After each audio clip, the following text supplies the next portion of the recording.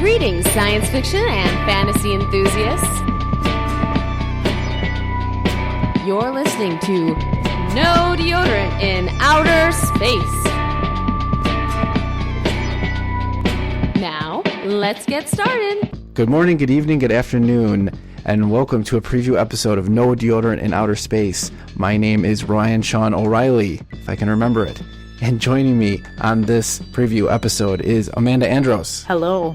Amanda, thank you for joining me. And Laura Valle. Hello. They are returning guests from previous episodes. We just finished recording a couple of rather long and very fascinating episodes about The Haunting of Hill House, which was a book written by Shirley Jackson, and two movie versions, both called The Haunting. One that came out in 1963 and one that came out in 1999. Very different from each other. And hopefully later on we're also going to be discussing the Netflix version of it as well. Exciting. So yeah, it's very exciting. We talked about a lot of things. We got into Shirley Jackson's life, which is very interesting, and her struggles.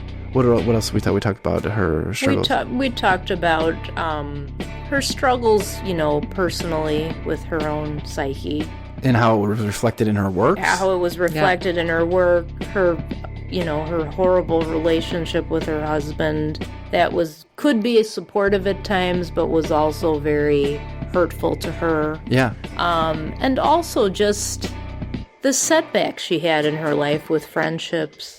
Right. But also her brilliance as a writer in a very unique way of merging supernatural with psychological, and the dance she did with that. Very deep into that. And we also talk about Bruce Dern a bit. Yes. We do. Who's excellent. Yes. Everyone loves Bruce Dern. Everyone loves Bruce Dern. Love seeing him work. Yeah. So if you want to hear more about that and about Bruce Dern, at least a little bit about Bruce Dern, tune in later in the month when we discuss The Haunting of Hill House and The Haunting.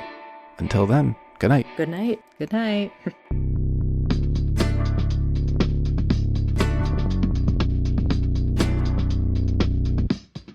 For more information on the topics discussed in this episode, or to read our show notes and find us on social media, visit nodeodorant.com. Thanks for listening to our show.